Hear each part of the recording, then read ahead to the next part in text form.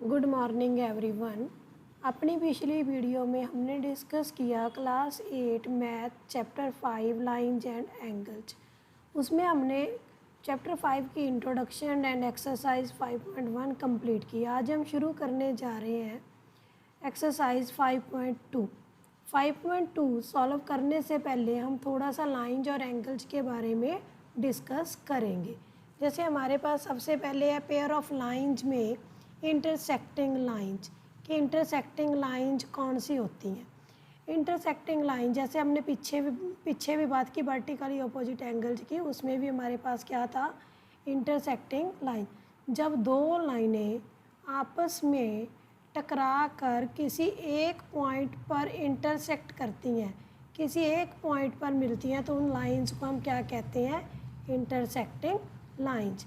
कि उनके बीच में कोई एक पॉइंट कॉमन होता है, तो उन लाइंस को हम कहते हैं इंटरसेक्टिंग लाइंस। जैसे हम ये डिज़ाइन देख रहे हैं, ये विंडो का डिज़ाइन, एक लाइन इधर को जा रही है और एक इस तरफ जा रही है, तो ये लाइनें यहाँ पर क्या कर रही हैं, इंटरसेक्ट। ये लाइनें जहाँ पर मैं ये बिंदु लगा रही हूँ, ये इनका पॉइंट ऑफ इंटरसेक्शन है। ये लाइनें यहाँ पर इंटरसेक्ट कर रही हैं। सिमिलरली ये लाइंस भी हमारी इंटरसेक्ट कर रही हैं। ये थ्री लाइंस हमारी एक वन पॉइंट पे आकर इंटरसेक्ट कर रही हैं।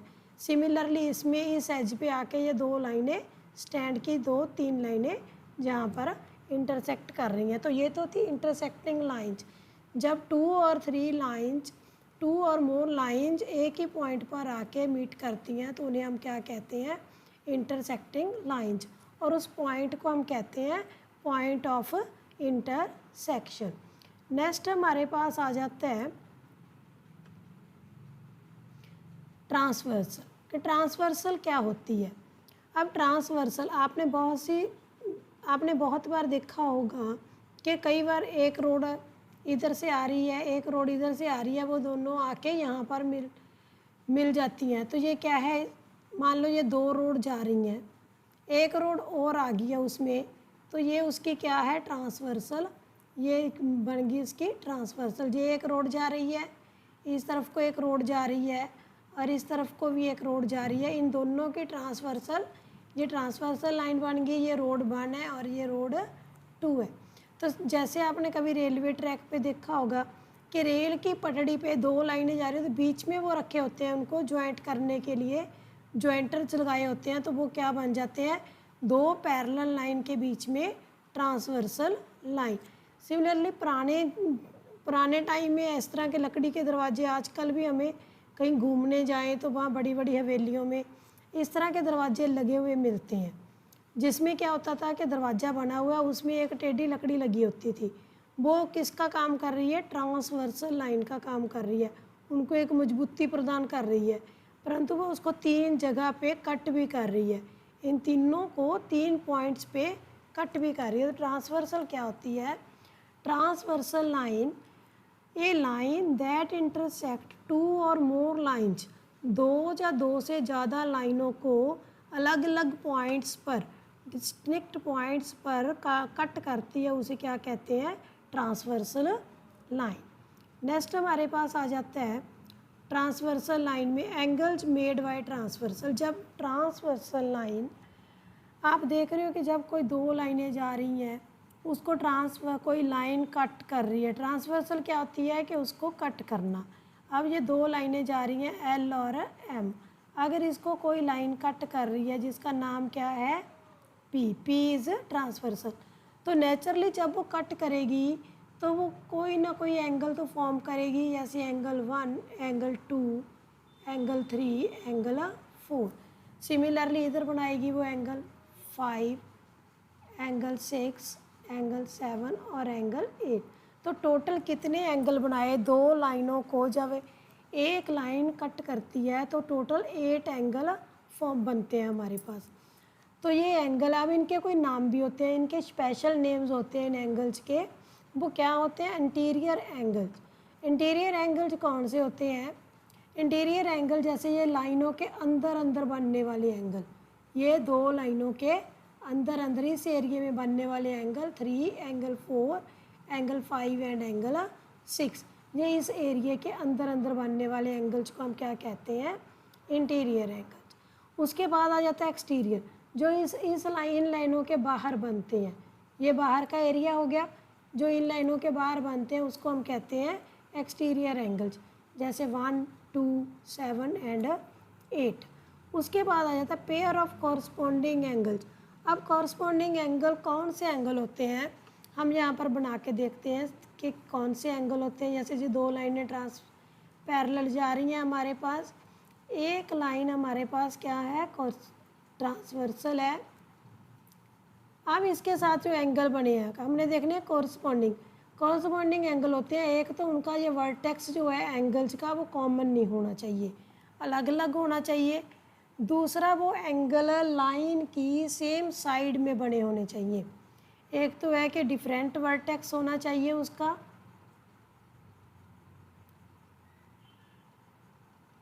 दूसरा है कि लाइन के सेम साइड पर होने चाहिए। तीसरा क्या है कि उस जो हमारी ये पैरेलल लाइंस हैं उसके रिलेटिव होना चाहिए, ये उसके रिलेटिव। जैसे हमने देखना है कॉरस्पॉन्डिंग एंगल, ये हमारे पास है 2, इसी लाइन के साथ साथ सेम डायरेक्शन में हमारे पास क्या आ रहा है 6। 2 और 6 हमारे क्या है कॉरस्पॉन्डिंग एंगल्स। और दूसरा हमारे पास है जैसे इधर हमारे पास क्या है 1। हम देखेंगे कि एक तो वो लाइन वर्टेक्स उनका अलग अलग है, दूसरा वो इसी लाइन के साथ चलते चलते सेम उसी डायरेक्शन में हमारे पास क्या आ रहा है 1 के साथ क्या आ रहा है हमारे पास 5। ये तो हो गया हमारे ये। अब हमने देखना है अंदर की तरफ जो एंगल बन रही है। अब जब हम देखेंगे अंदर की तरफ हमारे पास यहाँ पर एंगल क्या है 3, सेम इसी लाइन के साथ साथ हमारे पास आते आते एंगल क्या बन गया 7। 3 और 7 हमारे पास कौन से एंगल बन गए कॉरस्पॉन्डिंग एंगल्स। और सिमिलरली 4 और उसी लाइन के साथ साथ चलते चलते 8। तो ये सारे कौन से हैं हमारे पास कॉरस्पॉन्डिंग एंगल्स।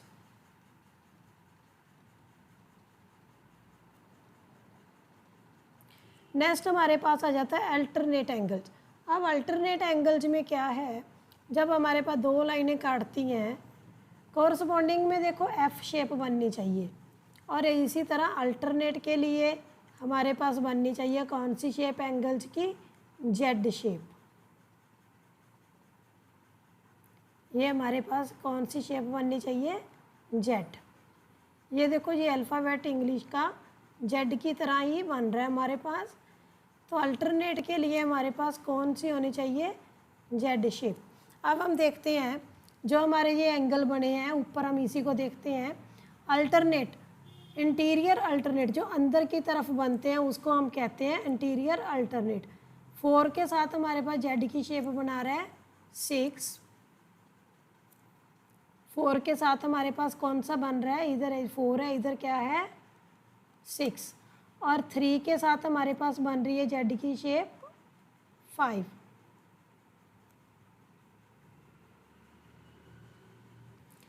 नेक्स्ट हमारे पास जब हमने बाहर के देखने अल्टीरियर अल्टरनेट एक्सटीरियर एंगल्स, तो अल्टरनेट एक्सटीरियर एंगल जब हमने देखना है ये हमारे पास बन रहा है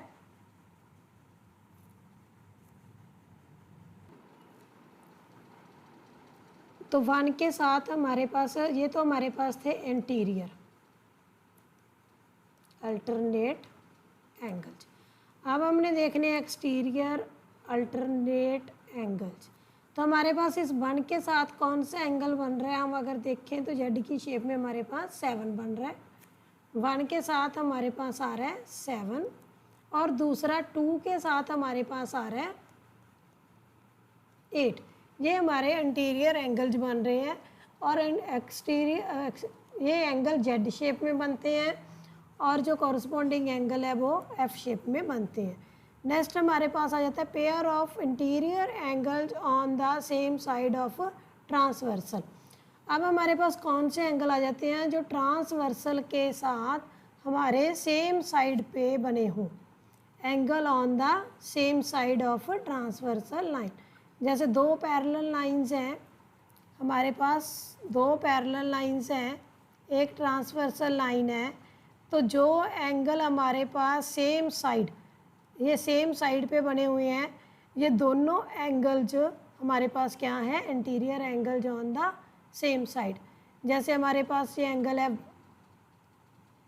1 2 3 4, ये हमारे पास है 5 6 7 और 8। अब हमने देखना है कि हमारा जो इंटीरियर एंगल है वो कौन सा है, 3 और 6 4 और 5। तो ये हमारे पास हो गए टाइप्स ऑफ एंगल जो ट्रांसवर्सल और दोनों लाइनों को कट के बनते हैं। नेक्स्ट हमारे पास आ जाता है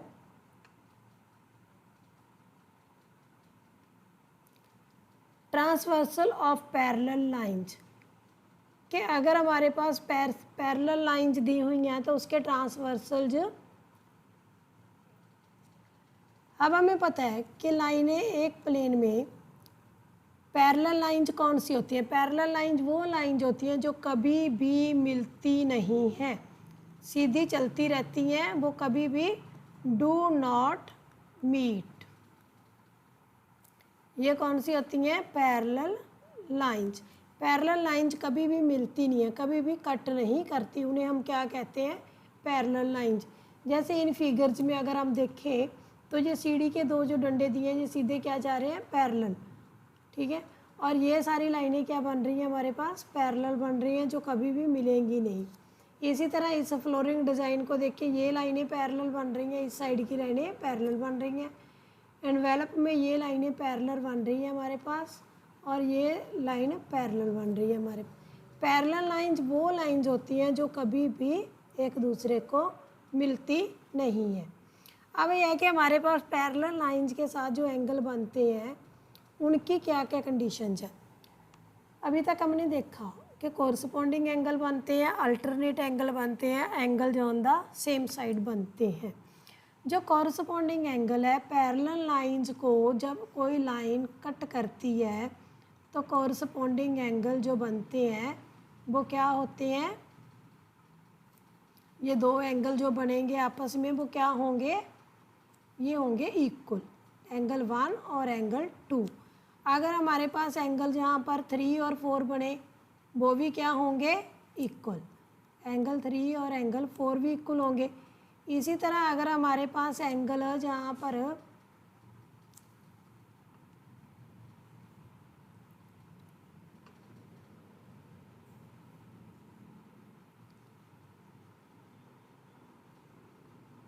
ये एंगल हमारे पास बना है तो हम ये जहाँ पर हम 5 ले लेते हैं, ये 5 और 4 बराबर होंगे।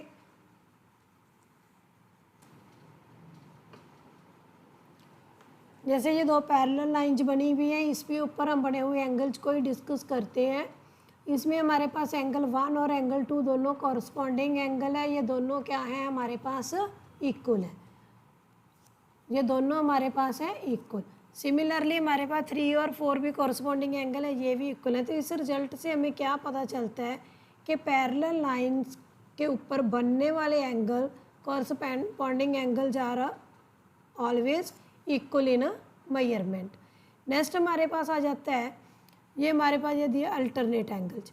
If two parallel lines are cut by a transversal, जब दो पैरेलल लाइनों को एक ट्रांसवर्सल कट करती है तो जितने भी अल्टरनेट एंगल बनते हैं, अल्टरनेट इंटीरियर एंगल्स या अल्टरनेट एक्सटीरियर एंगल्स, वो सारे के सारे क्या होंगे हमारे पास, इक्वल होंगे। नेक्स्ट हमारे पास आ जाता है angles on the same side, जो एंगल सेम साइड पे बनते हैं उनका जोड़ होगा 180 डिग्री। तो ये तीन कंडीशन हमारे पास आ जाती हैं कि angle on the same side, interior angles, interior alternative angles और exterior alternate angle, corresponding angles, ये सारे ऑलवेज इक्वल होते हैं। उसके बाद है कि जब हमने पैरेलल लाइन चेक करनी है, हमने ये चेक करना है कि ये जो दो लाइनें जा रही हैं ये पैरेलल हैं या नहीं, तो हम इनको एंगल्स के थ्रू चेक कर सकते हैं। अगर कॉरस्पॉन्डिंग एंगल्स आ जाएं तो हम उनको चेक कर सकते हैं, अल्टरनेट एंगल अगर आ जाएं तो हम उसके थ्रू चेक कर सकते हैं, या angles on the same side, अगर इनका जोड़ 180 आ जाए और ये इक्वल आ जाए तो हमारे पास क्या हो जाएगा, चेक हो जाएगा कि ये लाइनें पैरेलल हैं या नहीं। अगर उनके कॉरस्पॉन्डिंग एंगल इक्वल है तो भी वो पैरेलल है, अगर अल्टरनेट एंगल इक्वल है तब भी वो पैरेलल है। अगर उनका जोड़ सेम लाइन पे बनने वाले एंगल्स का 180 है तो वो लाइनें कभी आपस में मिलेंगी नहीं। तो वो क्या है, अगर इनका जोड़ 180 है तो वो दोनों लाइनें क्या हैं, आपस में पैरेलल। अब हम करेंगे एक्सरसाइज 5.2। 5.2 हम का पहला क्वेश्चन है, state the property that used in each of the following statements. हमारे पास दिया हुआ है इफ़ ए पैरेलल बी, ये दोनों लाइनें पैरेलल हैं, देन एंगल 1 और एंगल 5, ये बताना है हमने कि एंगल 1 ये वाला एंगल और एंगल 5 ये कौन सा एंगल है। तो ये है हमारे पास, अभी हमने डिस्कस किया था फर्स्ट क्वेश्चन का फर्स्ट पार्ट, ये हमारे पास है कॉरस्पॉन्डिंग एंगल।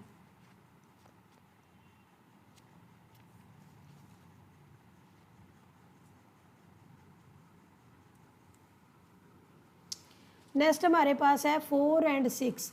अब हम देखेंगे 4 एंगल कौन सा है। फिगर में हमारे पास 4 और 6, ये हमारे पास है alternate anterior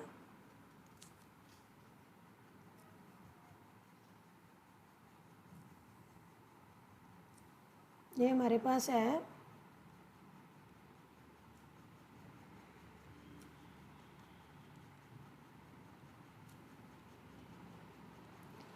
alternate anterior angle.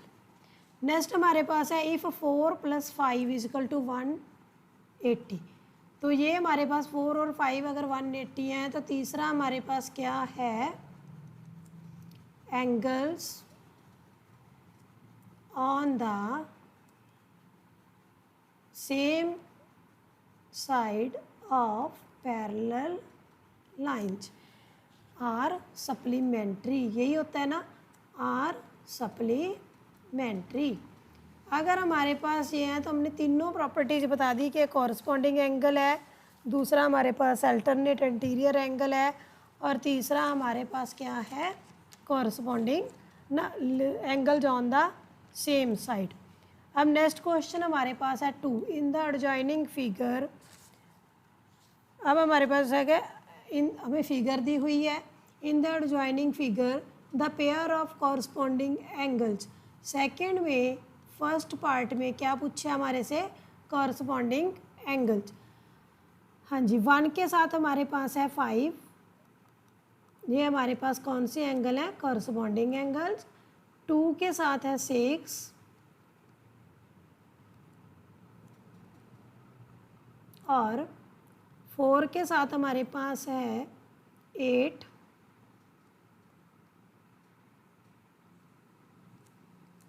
3 के साथ हमारे पास है 7। ये है हमारे पास कॉरेस्पॉन्डिंग एंगल्स। सेकंड हमारे से पूछा गया है pair of alternate interior angles. अंदर लाइनों के अंदर वाले अल्टरनेट इंटीरियर एंगल्स कौन कौन से हैं, एंगल 3 के साथ 5, ये हमारे पास जेड शेप में बन रहा है, एंगल 2 के साथ एंगल 8। थर्ड हमारे से पूछा गया है pair of interior angles on the same side of transversal. हमारे से इंटीरियर इसमें पूछा है interior angles on the same side, angle 2, angle 5 और एंगल 3, एंगल 8। ये लाइन के अंदर 180 का एंगल बना रही है।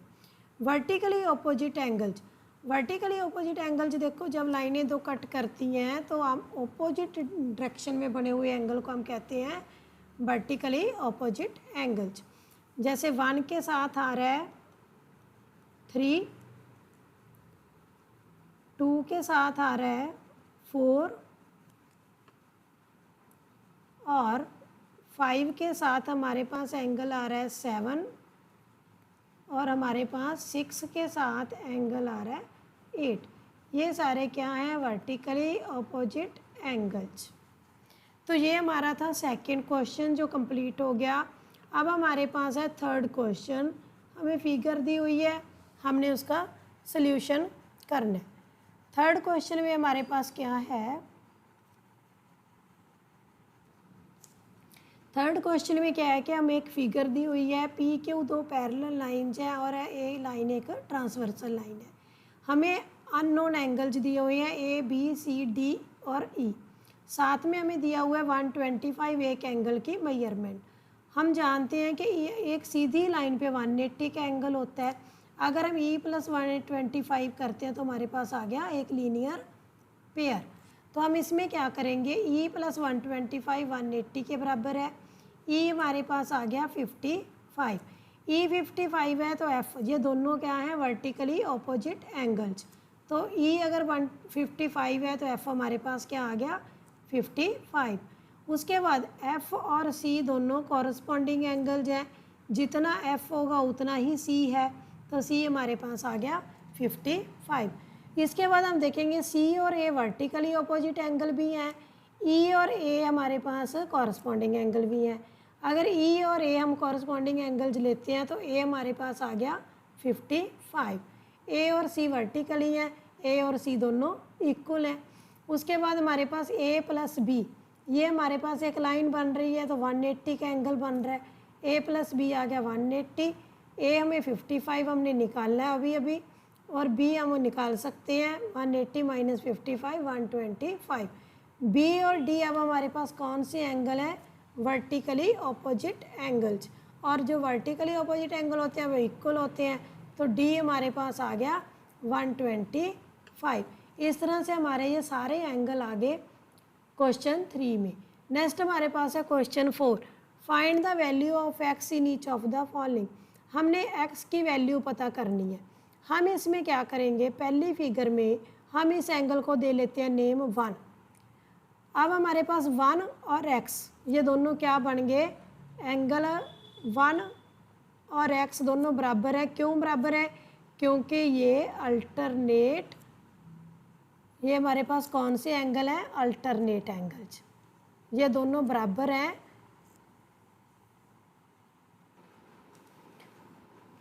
तो हमारे पास फोर्थ के फर्स्ट पार्ट में क्या है, एंगल 1 और x दोनों क्या है, अल्टरनेट एंगल। अगर ये अल्टरनेट एंगल है तो ये दोनों क्या हो गए हमारे पास इक्वल। तो ये एंगल हमारे पास आ गया x। और अगर ए एक्स आ गया तो हमारे पास x प्लस 110, ये दोनों एंगल क्या बन गए, लीनियर पेयर। अगर ये लीनियर पेयर है तो 180 के बराबर है। x हमारे पास आ गया 180 माइनस 110 70, तो ये x हमारे पास आ गया 70। नेक्स्ट इसमें हमारे पास क्या है, 100 और x दोनों कौन से एंगल है, ये दो पैरेलल लाइंस हैं और ये उसको काट रही है लाइन, तो ये हमारे पास क्या बन गए, कॉरस्पॉन्डिंग एंगल्स। x और 100 हमारे पास हैं कॉरस्पॉन्डिंग एंगल्स। अगर ये कॉरस्पॉन्डिंग एंगल्स हैं तो दोनों इक्वल हैं, इसका मतलब x हमारे पास क्या आ गया 100। आगे हमारे पास क्वेश्चन आ जाता है 5। हमें एक फिगर दी हुई है, in the given figure arms of two angles are parallel. अगर ये दोनों लाइनें पैरेलल हैं और ये हमारे पास एक ट्रांसवर्सल लाइन है, तो हमारे पास एंगल 70 दिया हुआ है, ए बी सी 70। हमने पता करना है ये एंगल डी जी सी, एंगल डी जी सी, एंगल डी जी सी और 70 दोनों क्या है इक्वल, क्योंकि ये दोनों क्या हैं हमारे पास कॉरस्पॉन्डिंग एंगल्स। ये हमारे पास हैं कॉरस्पॉन्डिंग एंगल्स, तो बराबर है, तो ये एंगल हमारे पास क्या आ गया 70 डिग्री। नेक्स्ट हमारे पास है, हमने पता करना है डी ई एफ। नेक्स्ट हमने क्या पता करना है, डी ई एफ, ये एंगल जो नीचे बना हुआ है, ये हमारे पास 70 डिग्री आ चुका है। ये हमारे पास 70 डिग्री आ चुका है, एंगल हमने फाइंड आउट कर लिया, क्योंकि 70 डिग्री और डीजीसी दोनों कौन से हैं कॉरस्पॉन्डिंग। अब हम लेते हैं कि ये एंगल और ये लाइन दोनों क्या है पैरेलल, और ये लाइन इसकी ट्रांसवर्सल, तो ये दोनों एंगल भी हमारे पास क्या बन रहे हैं, D E F and D G C दोनों कौन से एंगल हैं, कॉरस्पॉन्डिंग एंगल्स। अगर ये कॉरस्पॉन्डिंग एंगल्स हैं तो ये क्या होंगे, इक्वल। अगर ये इक्वल होंगे तो डी ई एफ हमारे पास आ गया 70 डिग्री। अब हमारे पास है लास्ट क्वेश्चन 6 क्वेश्चन में क्या पूछा गया है कि हमने पता करना है कि क्या ये लाइनें पैरेलल हैं। हाँ जी, पैरेलल लाइनों के लिए हमारे पास 3 कंडीशन थी कि या तो कॉरस्पॉन्डिंग एंगल इक्वल हो, या अल्टरनेट एंगल इक्वल हो, या फिर सम उनका 180 हो। हम इसमें क्या देखेंगे, हमें 2 एंगल दिए हुए हैं 6 के फर्स्ट पार्ट में 126 और 44 का अगर हम जोड़ करें तो ये क्या बन गया हमारे पास 170। तो 170 जो है वो 180 के बराबर नहीं है। तो ये दोनों एंगल 170 180 के बराबर नहीं है। अगर ये बराबर नहीं है तो हमारी ये तो कंडीशन है वो कंप्लीट नहीं हो रही। इसका मतलब क्या आ जाएगा इसमें हमारे पास कि ये लाइन जो एल है is not parallel to M, कि ये लाइन एम के पैरेलल नहीं है। नेक्स्ट हमारे पास है कि अगर ये 2 एंगल हमें दिए हुए हैं एल और एम, हमने पैरेलल देखनी है, क्या ये दोनों एंगल बराबर बनते हैं। अगर हम देखें कि यहाँ पर अगर हम एंगल ले लेते हैं 1, यहाँ ले लेते हैं 1, एंगल 1 और एंगल 75 कौन से एंगल बनते हैं, वर्टिकली अपोजिट एंगल, और वर्टिकली अपोजिट एंगल इक्वल होते हैं। एंगल 1 बन गया हमारे पास 75, अब ये एंगल हमारे पास कितना आ गया 75। अब अगर हम देखें 75 + 75 150 which is not equal to 180। तो इन दोनों का जोड़ भी हमारे पास क्या हो रहा है 180 नहीं बन रहा। तो इसका मतलब L is not parallel to M। तो सेकंड क्वेश्चन में भी हमारे पास ये पैरेलल नहीं आई। अब हम देखते हैं थर्ड में अगर हम देखें तो ये वर्टिकली अपोजिट बन गया। अगर हम इसे एंगल 1 लेते हैं और ये बन गया 57 वर्टिकली अपोजिट एंगल, ये हमारे पास है थर्ड पार्ट। अगर ये 57 है तो फिर उसके बाद 123 + 57 का जोड़ देखें तो ये हमारे पास आ गया 180। तो 180 इज इक्वल टू 180, हमारी कंडीशन कंप्लीट होती है। तो इसका मतलब ये क्या है L पैरेलल M, कि L लाइन M के पैरेलल है। लास्ट हमारे पास आ जाता है अगर हम 72 के साथ इसको 1 ले लें तो ये हमारे पास क्या है वर्टिकली ऑपोजिट एंगल, एंगल 1 और एंगल 72 वर्टिकली ऑपोजिट एंगल। अगर ये 72 आ गया 72 + 98, अगर इनका जोड़ करें हम तो ये हमारे पास कितना बनता है 170। 170 इज़ नॉट इक्वल टू 180। इसका मतलब L is not parallel to M। तो ये इसके साथ हमारे ये सारे क्वेश्चन कंप्लीट हो गए। हमारी 5.2 एक्सरसाइज कंप्लीट हो गई है। नेक्स्ट हम अगली वीडियो में हम अपना अगला चैप्टर करेंगे 6th चैप्टर। उम्मीद है कि आपको ये सारे क्वेश्चन समझ आ गए होंगे और ये वीडियो आपको अच्छी लगी होगी। Thank you.